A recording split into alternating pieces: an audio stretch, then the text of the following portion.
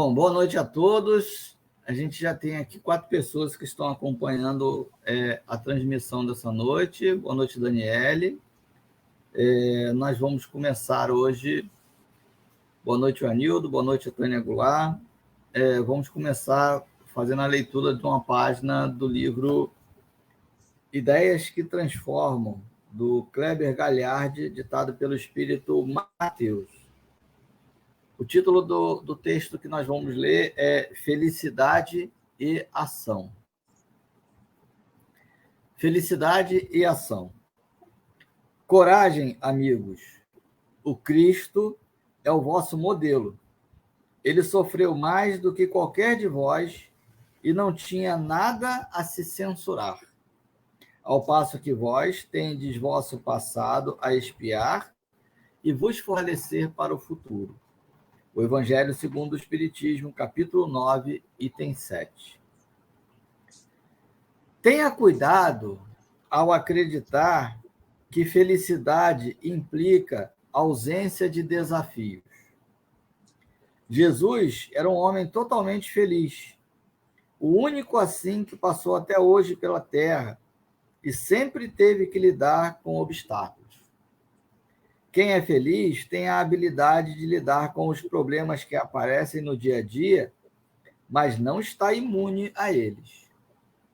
Na maior parte das vezes, para nos ensinar, a vida nos lança em uma situação que desconhecemos. Perder um amor, um ente querido, um emprego, ficar doente. Não confunda a dificuldade com infelicidade. Pense que estamos em um mundo de provas e elas são imprescindíveis para nosso adiantamento.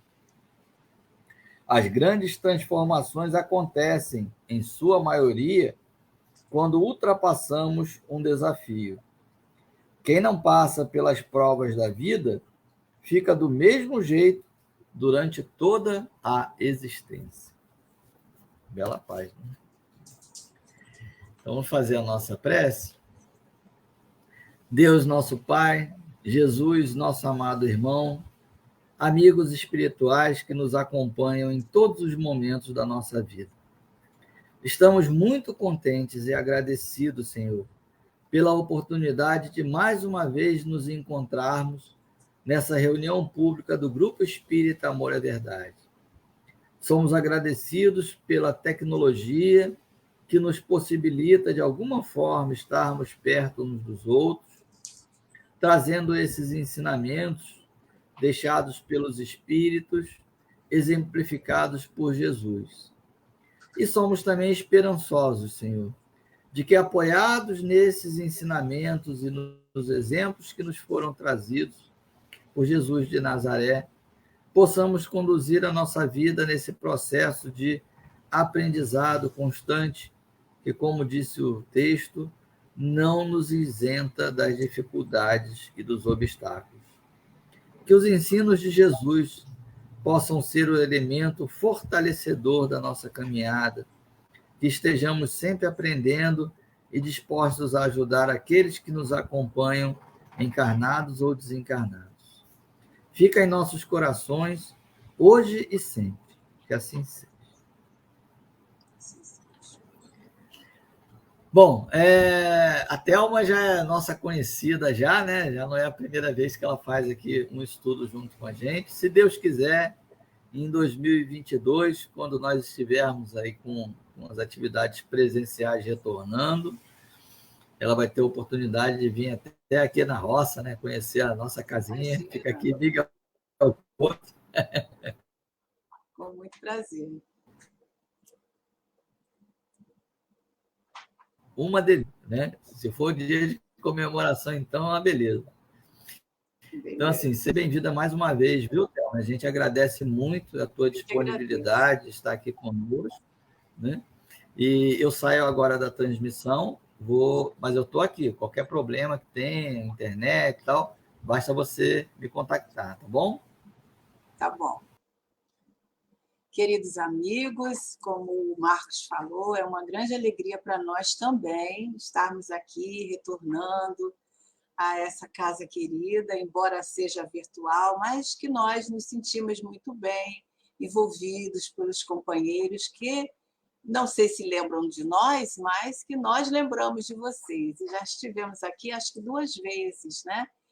Graças a essa pandemia que nos trouxe corações amigos, nos apresentou pessoas novas, né, para o nosso convivência, nossos relacionamentos amigáveis, né?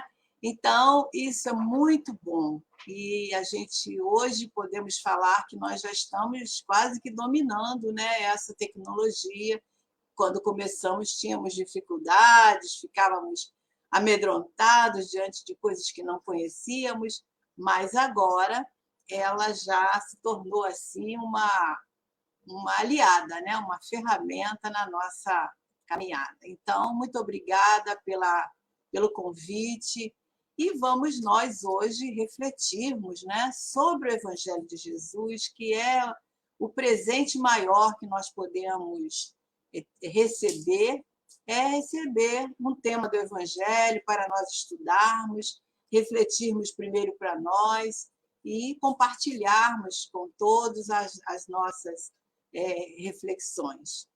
E é muito interessante o estudo, né, do Evangelho, das parábolas de Jesus, do Evangelho em si, porque mesmo que nós tenhamos conhecimento daquela passagem, daquela parábola, nós vamos, então, quando estamos em contato novamente, nós vamos ter um novo olhar, algo assim que vem trazer uma coisa nova, um olhar diferente. Isso é porque nós, nesse percurso, né, nós vamos amadurecendo o nosso raciocínio, o nosso entendimento. Isso é muito bom. Nós só vamos encontrar isso no Evangelho de Jesus, né? E nas parábolas, principalmente, que é a forma que ele deixou para que nós pudéssemos assimilar o seu Evangelho. Então, hoje nós temos essa parábola, né? Nós trouxemos assim um pouquinho os slides só para nós acompanharmos a leitura. E o tema, né, é a lição de humildade. E nós vamos tirar essa lição de humildade dentro da parábola do fariseu e do publicano, contada por Jesus, né? Então, nós vamos estar percebendo que essa parábola ela tem muito a ver conosco, né?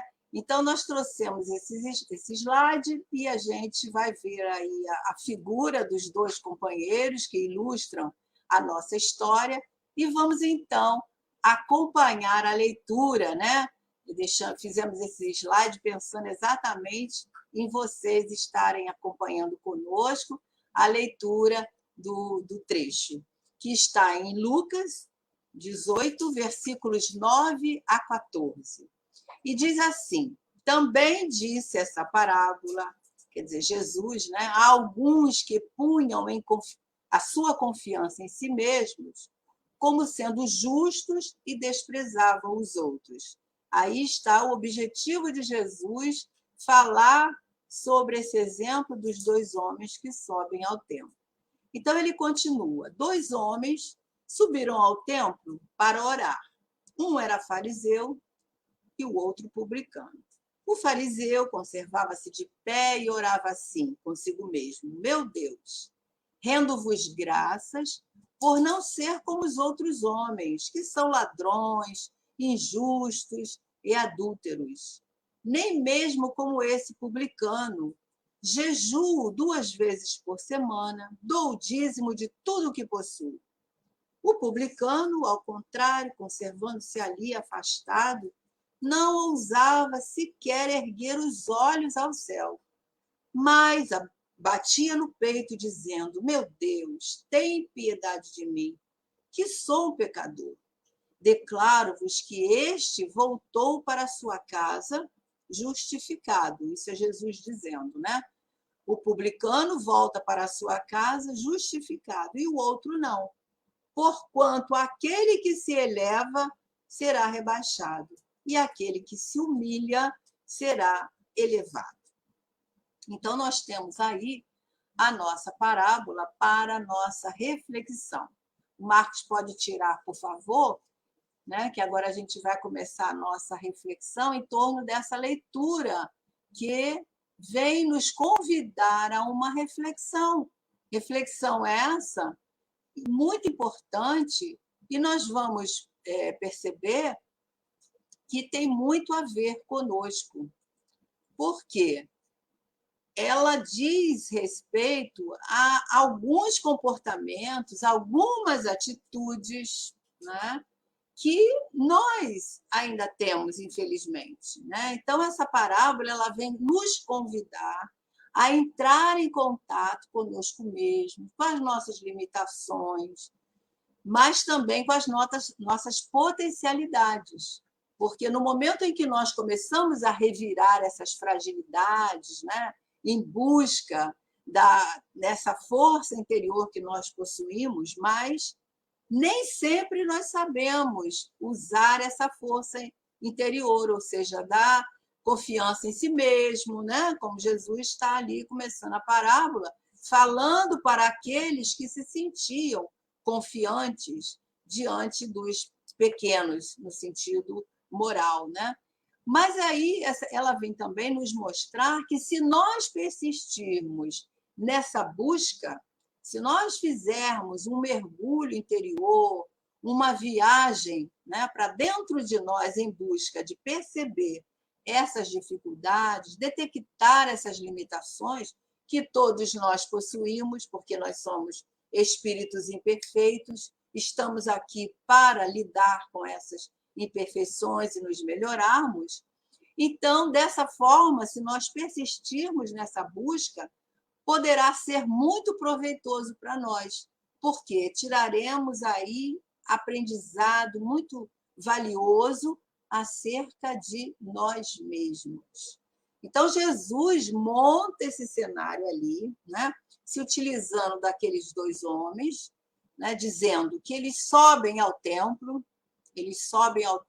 para orar, e começa a discorrer situações que vêm ilustrar muito bem a questão do orgulho, a questão da humildade e também como nós devemos nos dirigir a Deus.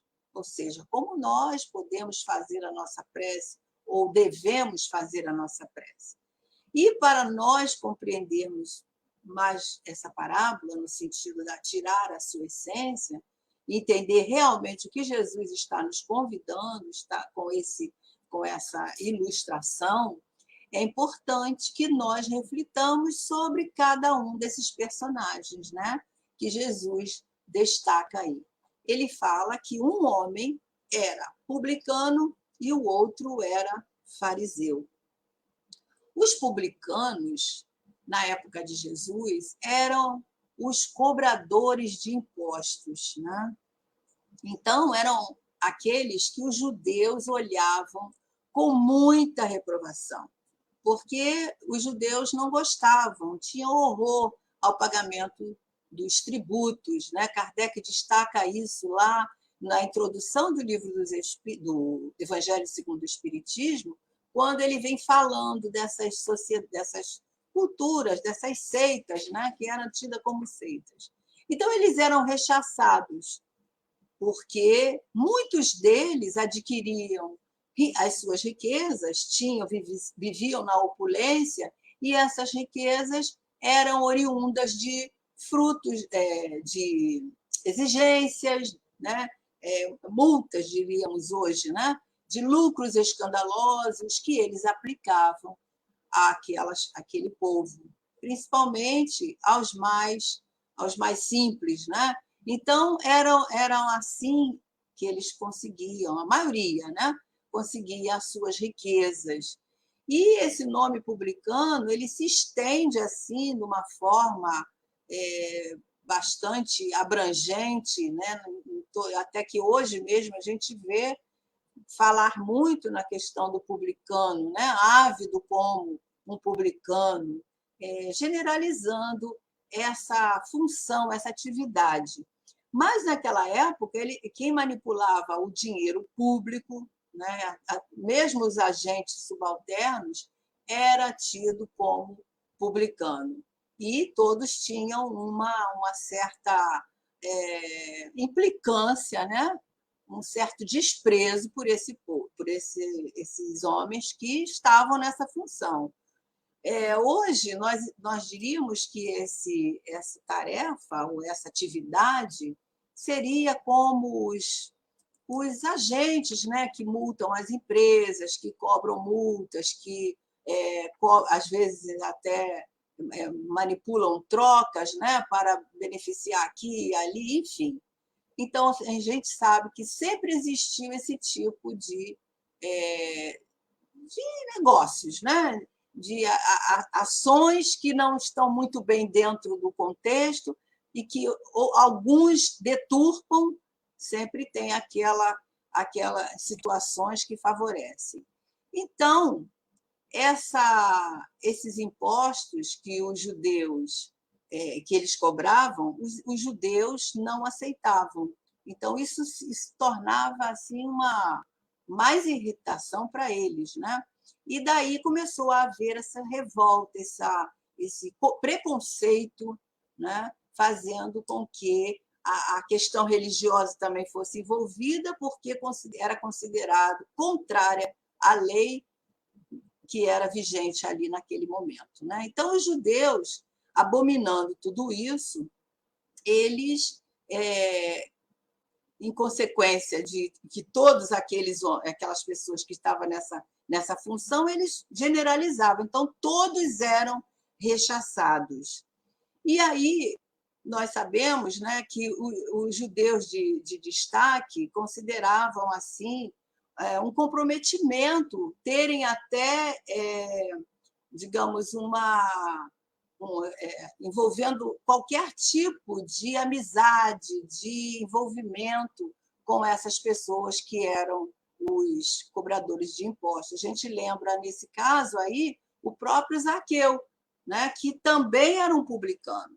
E ele era muito detestado. Quando Jesus convida para ele descer daquele sicômoro e diz para ele que vou visitar a sua casa, né?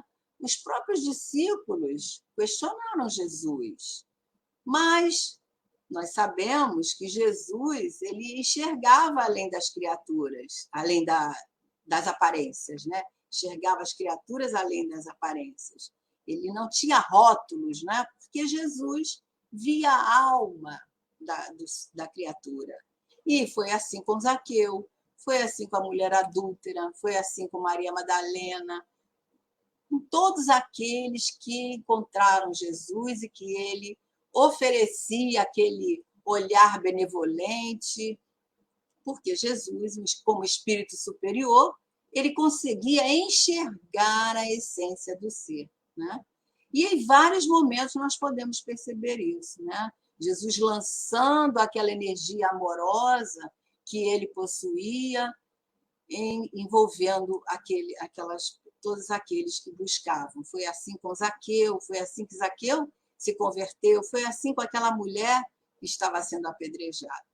Então, Jesus chamou os fariseus de hipócritas, né? Em algumas vezes.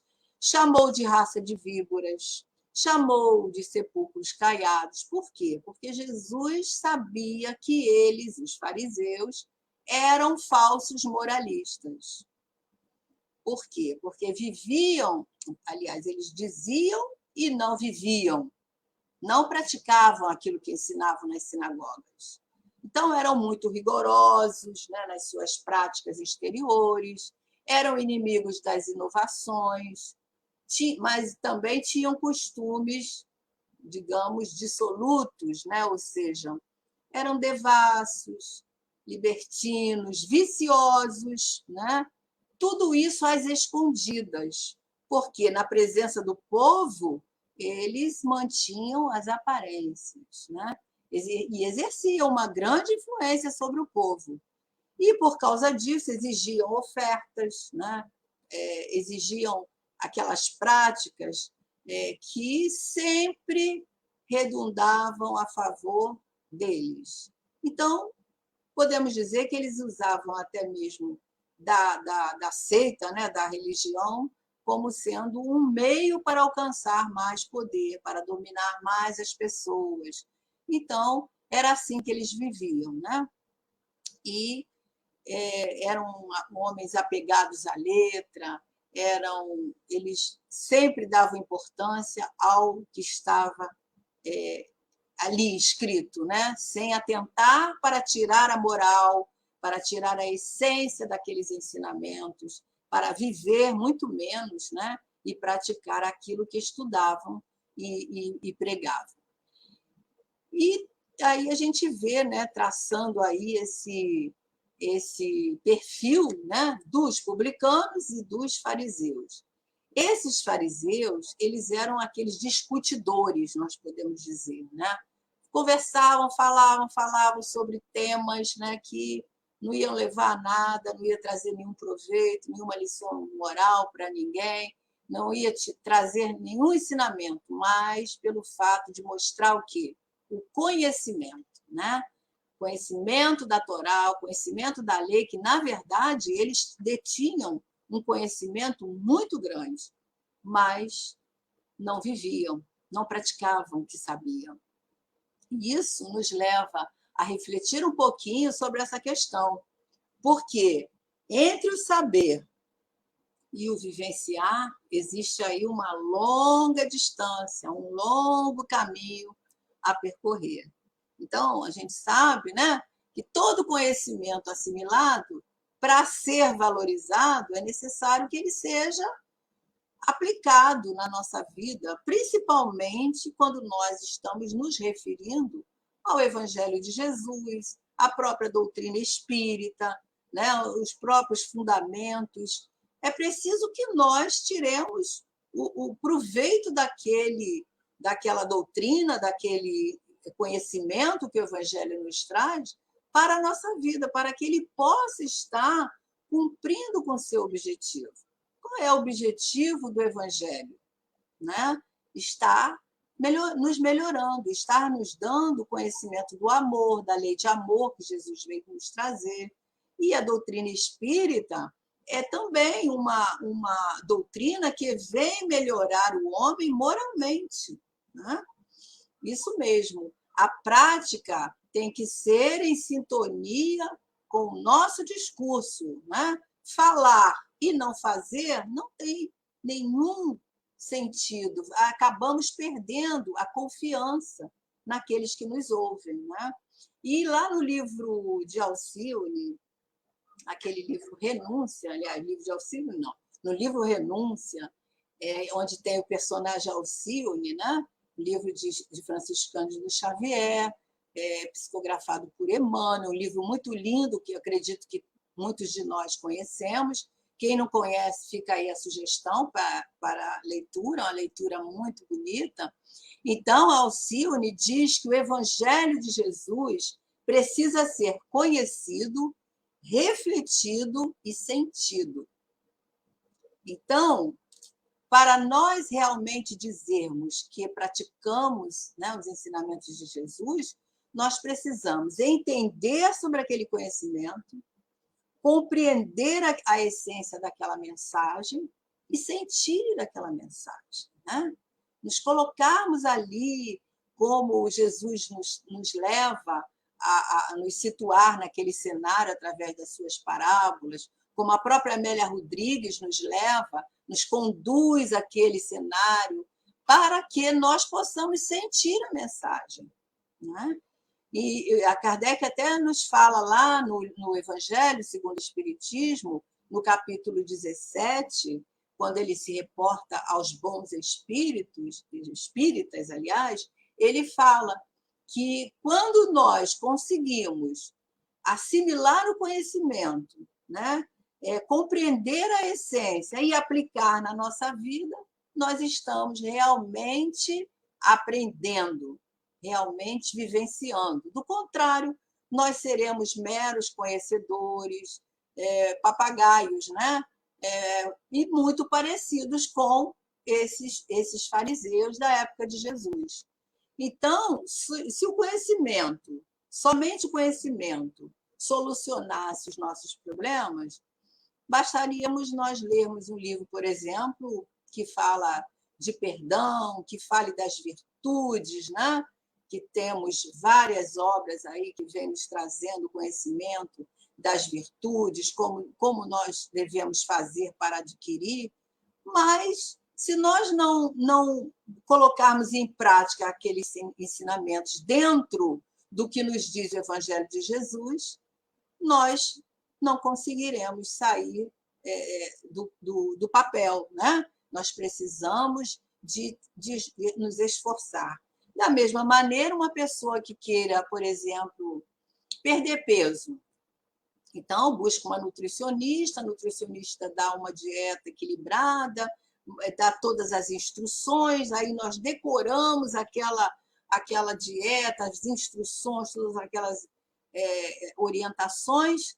Vamos perder peso? Não, precisamos de fazer a dieta, precisamos de colocar as mãos na massa para podermos obter o resultado.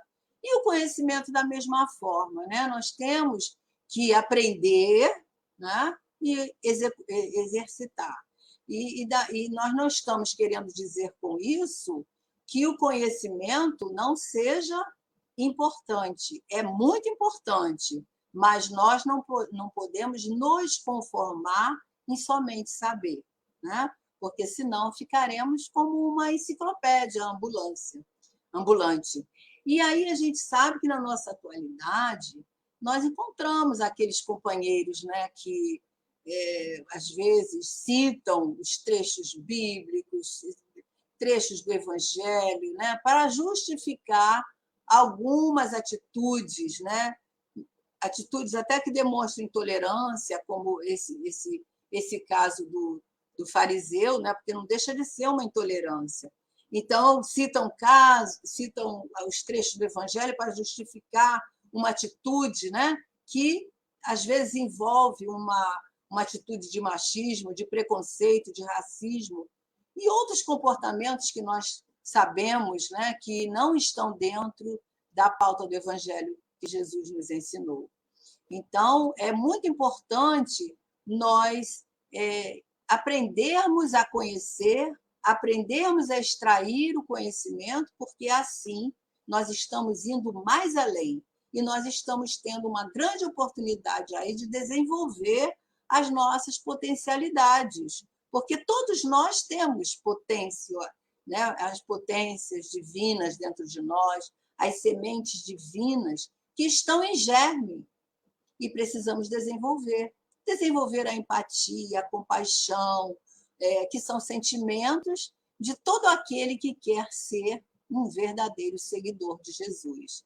E uma dessas maneiras que nos leva a estarmos sempre desenvolvendo essas virtudes, sempre no exercício do conhecimento que nós todos possuímos, nós dizemos aí, falamos as sementes, não temos esse ou aquele, todos nós somos possuidores dessas sementes divinas, dessa centelha que está dentro de nós, né? Em germe, ali contém, como se fosse uma semente que, quando desabrocha, ela vai dar frutos. E os frutos são justamente as virtudes, as nossas potencialidades. E para nós acontecer isso, é preciso que nós possamos sair de nós mesmos, sair do nosso mundo, do nosso universo, olhar o mundo do outro, não é? O mundo alheio, entender que nós fazemos parte desse mundo exterior que nós visualizamos. Não somos o centro do mundo. Então, nós precisamos de aprender a sentir a dor do outro, não sermos indiferentes às situações que nos chegam ao olhar ou ao conhecimento. Precisamos de estar atentos a essas oportunidades. E essa seria a maneira mais correta de nós exercitarmos aquele mandamento que Jesus nos disse quando ele fala da caridade, lá naquele comentário de Kardec, né? E está no Evangelho também. Fazer ao outro o que nós gostaríamos que nos fizesse. Mas vamos voltar para a nossa parábola, né? Porque toda regra tem exceção. E nós vamos nos lembrar, né? Nós vamos encontrar algum desses fariseus que se sensibilizaram com os ensinos de Jesus. Vocês se lembram de Nicodemos. Nicodemos foi um fariseu. Ele era um desses fariseus. Então, toda regra tem exceção. Não são todos os publicanos que não têm essa sensibilização. Não são todos os fariseus que não se sensibilizaram com o evangelho. Então, temos as exceções, né? Falamos de Zaqueu, publicano, né, que encontrou Jesus, e de todos aqueles que nós citamos anteriormente, que se modificaram, que tiveram a sua história, e lembramos agora, em relação ao fariseu de Nicodemos, que foi aquele homem que foi procurar Jesus na calada da noite. Por quê? Para não ser visto, né? Para saber como ele poderia. Ele ouviu Jesus falar, né, em nascer de novo, então ele vai procurar Jesus para saber como um homem já adulto poderia nascer de novo. E Jesus fala, foi um encontro maravilhoso, que Jesus fala para ele, és doutora, né, e não sabe dessas coisas? E Jesus fala ali pela primeira vez, né, com ele, sobre a reencarnação, sobre a necessidade de nós estarmos nascendo de novo para renovarmos a nossa alma. Um outro fariseu também bem destacado é Gamaliel, que foi neto de Hilel. Hilel é um personagem citado lá na obra Brasil, Coração do Mundo, né? Pátria do Evangelho, de Humberto de Campos. E Gamaliel foi um dos mais famosos ali, mas, porém, respeitados fariseu. Ele era sacerdote e era também intérprete, como esses que liam a Torá e que falavam, né? Ele interpretava a lei mosaica, defendia os apóstolos quando eles foram presos. Isso está narrado lá em Atos dos Apóstolos. E nós vamos encontrar várias notícias de Gamaliel num outro livro, que nós vamos também citar, fica de referência aí para quem quiser ler ou reler essa obra maravilhosa, que é Paulo Estevão, né? Também de Emmanuel, psicografado por Francisco Cândido Xavier. E nesse livro, Emmanuel vai contar para nós como ele, o Gamaliel, né, atuou ali perante os membros do Sinédrio, quando, diante daquela severidade, aquela coisa, crueldade mesmo, né, que eles agiam ali no julgamento dos cristãos, e, nesse caso aí, no julgamento de Estevão. Então, Gamaliel, ele se declara amigo de Simão Pedro, advoga aquela causa ali dos continuadores da missão de Jesus, e isso tudo está lá registrado no capítulo 6, 7, da primeira parte do livro Paulo e Estevão, né? E ele depois se declara cristão para Saulo, né? Paulo se torna Saulo e Gamaliel. É uma coisa muito linda essa transformação, né? Então, a gente vai encontrar essa declaração no capítulo 2 da segunda parte. Eu estou falando porque eu reli há pouco tempo, então me veio à mente. Então, Jesus, vamos continuar aqui na nossa parábola, que Jesus vem falando na parábola, vocês lembram? Ele fala do templo, né? Que esses dois homens, foram orar no templo. O templo foi o lugar, né, o lugar que Jesus escolhe ali para cenário da parábola, e é onde ocorre o encontro desses dois homens. E aí, quando nós falamos templo, nos reportamos a um templo, né, nós logo pensamos, ou entendemos, ou nos lembramos de um espaço que é sagrado, né? Onde nós nos dirigimos para as nossas preces, as nossas reuniões, porque a casa espírita também é um templo, onde nós vamos agradecer as dádivas que recebemos. Então, é um local que é visto, um local de respeito, um local de oração. Então, quando nós falamos alguém se dirigiu a um templo, seja ele de que denominação, de que religião for, nós sempre vamos entender como sendo um local onde nós temos uma postura respeitosa, né? Uma postura uma atitude de respeito, porque estamos num lugar que é sagrado. Então, essa posição foi totalmente contrária, né, que o fariseu vivenciou, né? Porque ele estava ali no templo, fazendo aquela oração cheia de orgulho, podemos dizer até de prepotência, e quem é que assumiu a postura respeitosa? O publicano, porque naquele momento ele estava ali, né, de cabeça baixa, refletindo ou pensando naquilo que ele estava ouvindo, mas sabendo que ele não podia fazer uma prece com tantas, reportando tantas qualidades, porque na ideia dele ele era um ser inferior, né? Naquele momento ali, principalmente. Mas templo também pode significar para nós uma metáfora, né? Quando nós falamos, por exemplo, no templo íntimo, nós nos referimos à nossa essência, ao nosso interior, onde estão gravados, né, os nossos sonhos, os nossos ideais, os nossos desejos íntimos, os nossos escaninhos íntimos, né, que muitos de nós nem sequer conhecem, que nós temos esse recanto sagrado dentro de nós, né? Jesus se refere a isso, né? No trecho, nós depois vamos colocar aqui, né, quando nós formos falar sobre a prece, né? Jesus se reporta quando ele diz, né, quando orardes, vá para o seu quarto. Não é um quarto físico que ele está falando somente, ele fala nesse quarto interior, nessas 4 paredes íntimas que nós temos.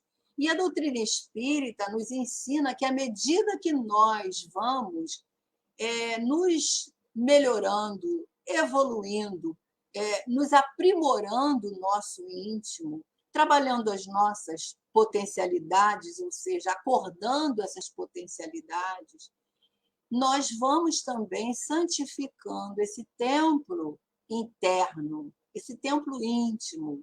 Como? Aperfeiçoando os nossos sentimentos, os nossos pensamentos. Vamos pensando nas palavras que nós vamos dizer aos nossos companheiros, né? Ações que nós praticávamos, mas que hoje nós já não praticamos mais. Então, esse aperfeiçoamento íntimo vai acontecendo dentro desse templo interno que todos nós temos, né? A Joana de Ângeles até fala no refúgio íntimo, né? Ela tem uma mensagem lá no livro Filhos de Deus que ela fala nesse refúgio que todos nós temos. Então, a parábola vem dizendo para nós que esses 2 homens entraram para orar.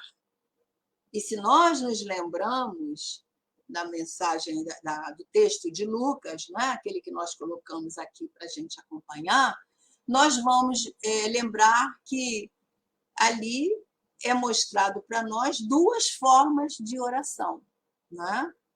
Uma do fariseu e a outra do publicano, que nem sequer, não é dito isso na parábola, que ele ora em pensamento, mas dá a entender que ele ora em pensamento, porque diante de alguém que está fazendo vários palavrórios, né, a gente vai entrar em prece silenciosa. E o que passou para nós naquele momento, no entendimento da parábola, é esse, que ele se recolhe ali em pensamento e ora em pensamento, né? Então, fica claro para nós que a postura do fariseu, que se preocupava tanto com o quê? Com a forma, né? Com as aparências, e mostrar e comprovar para Deus, no caso ali, a sua fidelidade, quantas vezes ele jejuava, quantas vezes ele ia ao templo, como se Deus não conhecesse os nossos sentimentos mais íntimos, né? como se Deus não sondasse os nossos pensamentos. Então, a prece desse fariseu chamava a atenção de todos aqueles que ouviam, né? Porque ele orava de forma exibida mesmo, né? No sentido, não tinha nenhuma espiritualidade ali naquele momento, nenhum sentimento, mas tinha a necessidade dele dizer: eu faço isso, eu faço aquilo, eu sou assim, eu sou assado, né? Então, se mostrando. E isso é uma forma de orgulho, né? De exacerbar o orgulho, ao mesmo tempo, sem se importar que, naquele momento, ele estava constrangindo o publicano, né? E aí a gente se pergunta: será que esse modelo de prece pode ser atendido? A gente sabe que Deus é misericordioso, os espíritos são misericordiosos, né? Tem compaixão conosco. Mas, nesse momento, imagina o que os espíritos, né? É claro que estariam mesmo assim, cheios de compaixão, no sentido de, coitado, não está enxergando o que está fazendo, né? E isso é um alerta para nós. Por quê? Porque, às vezes, nós procedemos dessa forma, né? Às vezes, nós procedemos dessa forma. Por exemplo, né? Um exemplo muito simples. Quando nós estamos fazendo o nosso culto no lar, né? Que a gente abre ali o livro e procura uma mensagem que vai ser de acordo com o fulaninho que está ali ou que vai chegar, né? E a gente pensa: vou ler essa mensagem aqui porque ela é boa para fulano. A gente não faz isso? Ou já fez, né? São atitudes bem semelhantes, né? Porque nesse momento que nós ou então podemos falar na nossa prece mesmo algo que vai, por exemplo, servir de carapuça para alguém, né? São atitudes simples que, aparentemente, ontem nós achávamos que não tinha problema, nós poderíamos fazer, mas hoje nós não podemos ter essa atitude, porque é uma atitude bem parecida com aquela atitude do fariseu, que se reporta às atitudes, né, do outro na sua prece, ou dele mesmo, para denegrir a imagem do outro, né? Porque, nesse momento, ele coloca o companheiro, né, que não era companheiro dele, mas a gente está usando essa expressão, numa condição de inferioridade. E mesmo que essa pessoa não perceba a nossa intenção, mas nós percebemos, nós pensamos, e o que vale para Deus e para os amigos espirituais é justamente a intenção, né? A gente sabe que a prece está lá dita pelos espíritos. O valor da prece é justamente a intenção. Se nós tivermos uma intenção positiva, ela tem um valor. Se nós tivermos uma intenção negativa, certamente ela cai por terra, né? E pior ainda, quando nós dizemos essas coisas e alguém sente, alguém percebe, como foi o caso do publicano, né? Nós costumamos dizer: caiu a carapuça, né? Então, pior ainda. Mesmo que a nossa intenção seja para alertar sobre um vício, para falar de algum comportamento que seja prejudicial, esta não é a melhor maneira de nós fazermos essa advertência. A melhor maneira seria nós convidarmos esse companheiro, né, para um local onde nós pudéssemos, a sós, nós e esse companheiro, nós e esse irmão, estarmos falando, alertando de maneira amorosa sobre aquela determinada coisa, né? Da mesma maneira que a gente sabe que muitas pessoas, né, podem usar também até a tribuna para falar de coisas principalmente na nossa casa espírita, né? Coisas que estão acontecendo, coisas que a gente sabe que quem ouvir vai se ressentir, ou então vai se afastar do trabalho, né? Podemos estar causando esse mal-estar. Então, muitas vezes, esse companheiro que se sente naquele modo, naquela hora ali, como aquele publicano, vai se afastar da casa, vai sair da casa. E nós seremos o quê? Responsáveis por aquela situação, né? E a nossa consciência vai nos cobrar um dia, né? Então, a melhor maneira, e Jesus falou sobre isso, né? Se tem alguma coisa contra o seu irmão, chame ele em secreto e converse com ele, né? De maneira amorosa, sem causar nenhum constrangimento. Então, essas questões, elas parecem, assim, aparentemente, são muito simples, mas elas são muito importantes, porque elas nos levam a refletir que nós nos devemos nos colocar sempre no lugar do outro, diante de qualquer atitude. É a forma mais correta que nós temos de agir, né, dentro do que nós já conhecemos, de agir corretamente, é essa. Como eu me sentiria se alguém fizesse isso comigo? Como eu me sentiria se o fulano agisse assim comigo? Né? No momento que aquele fariseu começa a falar das suas ações, aquele publicano ali presente, ele começa como se fosse murchando, né? Abaixou a cabeça e se sentiu menor.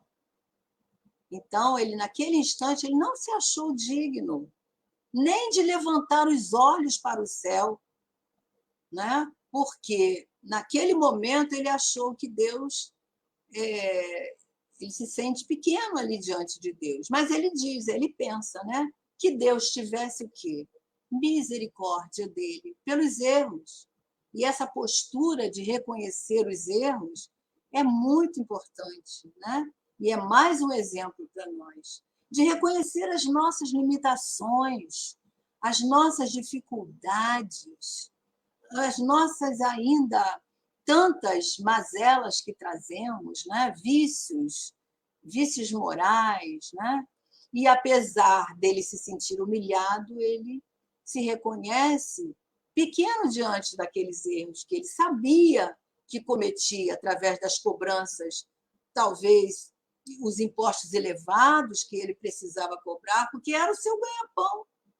Mas ele admite, ele reconhece os seus erros.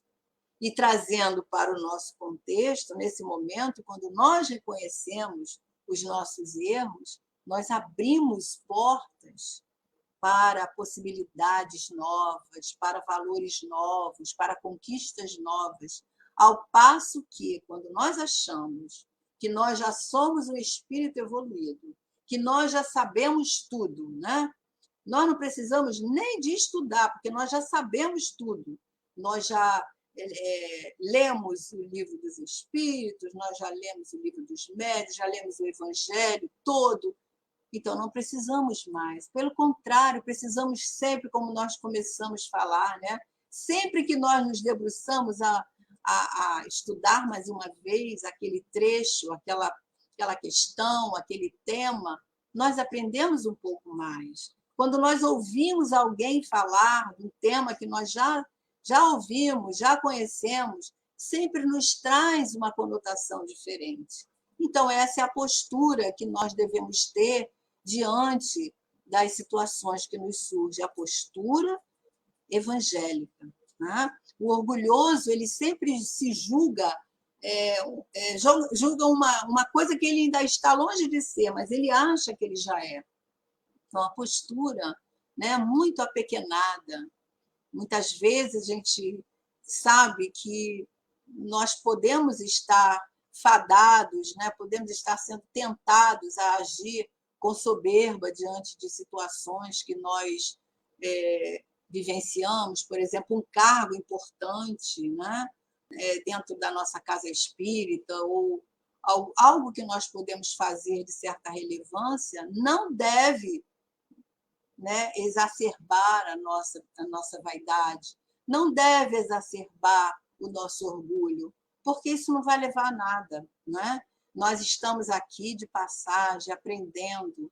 A gente sabe que muitas vezes nós podemos achar que frequentar muitas vezes a casa espírita nos tornará melhores. Não é a quantidade, é a qualidade, né?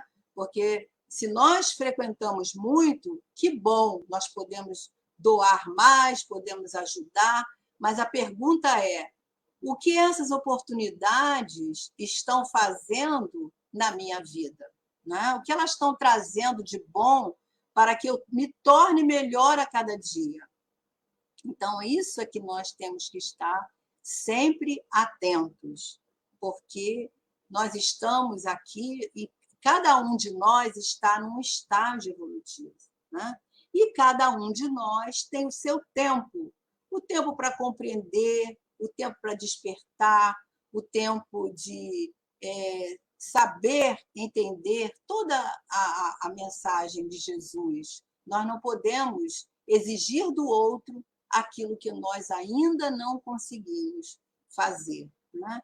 Então, o Publicando, ele nos deixa realmente uma grande lição de humildade, né? E aquele que já conquistou a humildade, ele tem até dificuldade de reconhecer que ele já desenvolveu virtudes, que ele já tem algumas conquistas, né? Ele sabe calar diante de uma situação crítica às vezes, ele sabe ouvir uma crítica, mesmo que não seja construtiva, ou mesmo construtiva, ele não tem melindres, né? Porque ele não se sente o melhor, então ele está pronto para aprender, até mesmo com a crítica. E essa é a lição que essa parábola nos traz. A falta de humildade que nós, às vezes, ainda temos, nós colocamos essa falta de humildade, às vezes, nas nossas ações, é fruto desse orgulho exacerbado que ainda trazemos no íntimo de eras e eras, né? vícios morais, e que os espíritos chamam de a chaga da humanidade. Então, nós precisamos ter consciência disso e saber que precisamos reconhecer as nossas limitações, os nossos erros, reconhecer que o outro tem qualidades, que o outro também sabe fazer, talvez às vezes melhor do que nós, né? E com isso nós vamos abrir canais de aprendizado, vamos atrair a companhia de amigos espirituais que vão nos ajudar, que vão estar desenvolvendo conosco esse olhar, né, de compaixão, de compartilhar, né, os nossos valores, as nossas conquistas. E como nós já estamos quase no nosso tempo, nós queríamos terminar aqui a nossa fala pedindo ao Marcos para colocar aqui, é o outro. Né? Nós trouxemos aqui, falando desse templo interno, falando da prece, como é que nós deveríamos falar com Deus, né? Que Kardec coloca, né? Quando orardes, né? Ele diz aqui, né? No anterior, nós vamos colocar aqui. No anterior, ele fala, né? Lá no Pedi Obtereis, ele fala: quando orardes, não vos assemelheis aos hipócritas, que afetadamente oram de pé nas sinagogas, foi tudo que a gente viu, né? E nos cantos das ruas, para serem vistos pelos homens. Digo-vos em verdade, que eles já receberam a sua recompensa. Quando quiserdes orar, entrai para o vosso quarto, quer dizer, esse templo interno, e fechada a porta, orai ao vosso Pai em secreto.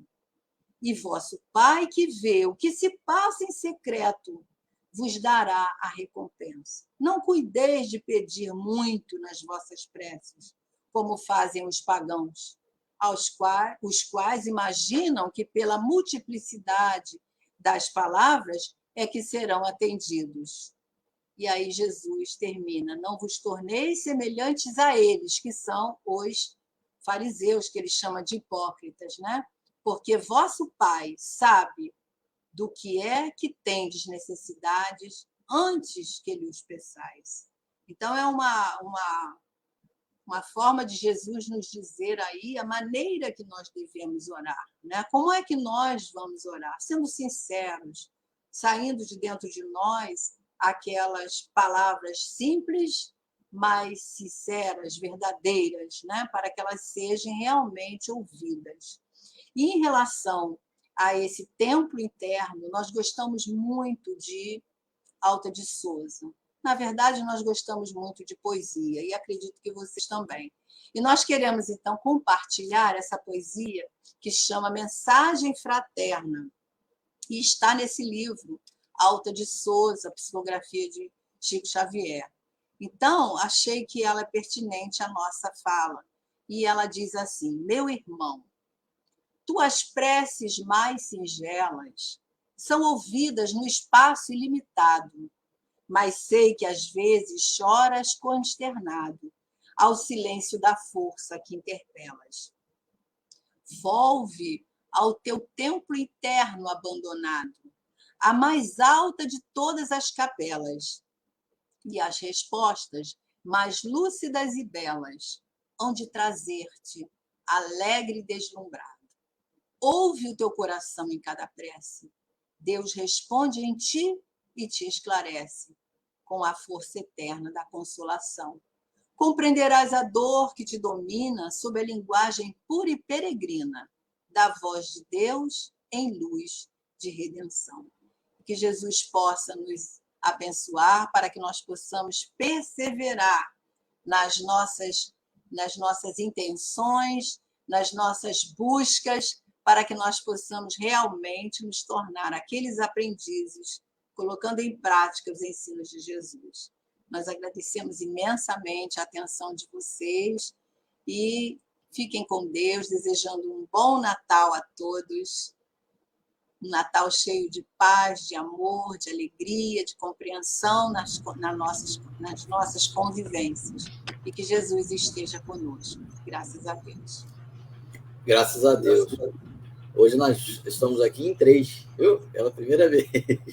Né? Pedimos a Claudete para fazer a nossa prece final, depois dessa palestra maravilhosa conduzida pela Thelma Cerqueira, que já está convidada para vir aqui à roça conhecer a nossa casinha no ano que vem, né? Em janeiro, se Deus quiser, nós estamos voltando de forma presencial, ainda com algumas restrições, mas estamos voltando e vamos acolher todos esses... Nós fizemos uma relação entre março de 2020 e agora, o final do ano, nós tivemos a satisfação de receber aqui no nosso estudo virtual 67 companheiros, 67 pessoas que se dispuseram a colaborar conosco nesses estudos de quinta-feira, nos estudos de comemoração. Foram 2 anos seguidos em que nós fizemos o aniversário da casa de forma virtual. Então, a gente vai, de alguma forma, convidar esses companheiros a aparecer na nossa casa, né? É uma forma que a gente tem de agradecer por toda a ajuda que nos foi dada. Claudio, eu pedi para fazer a prece para a gente encerrar. Sim. E assim, Jesus querido, elevamos o altar do nosso coração até Ti, agradecidos pela oportunidade que nos foi renovada, pelas palavras da nossa irmã, que nos esclareceu e que nos renovou o ânimo. Permita-nos, Senhor, nesse instante, receber em nossos lares a Tua presença, sempre representada pelos falangeiros do bem, pelos missionários da luz. Mas, igualmente, Senhor, queremos estender a nossa súplica em favor de todos os que passam pelos nossos pensamentos, pelo nosso coração. Que onde quer que estejam, recebam, Jesus, das vossas mãos dadivosas as messes de amor e de luz. Permita-nos que, em teu nome, de Deus, o nosso Pai Criador, da nossa querida amiga, irmã Meimei, possamos juntos encerrar a nossa reunião de hoje, vibrando desde já pelo nosso retorno, os trabalhos da nossa casa e vibrando por toda a humanidade. Gratidão, Senhor, pelo muito que fazes por cada um de nós e que possamos estar cada vez mais junto de Ti. Que assim seja, Senhor. Sim, sim. Bom, a gente vai apenas agradecer aqui a todos aqueles que nos acompanharam, a Rosa Fonseca, a Cilda Simone, a Sheila Fraga, o Anildo Alves, a Ana Maria, a Cremilda Fraga, a Vânia Margarete, Felícia de Jesus, Claudete, que está aqui conosco, o Aulos, a Célia Esteves, a Larissa, que deve ter a Laura também, né?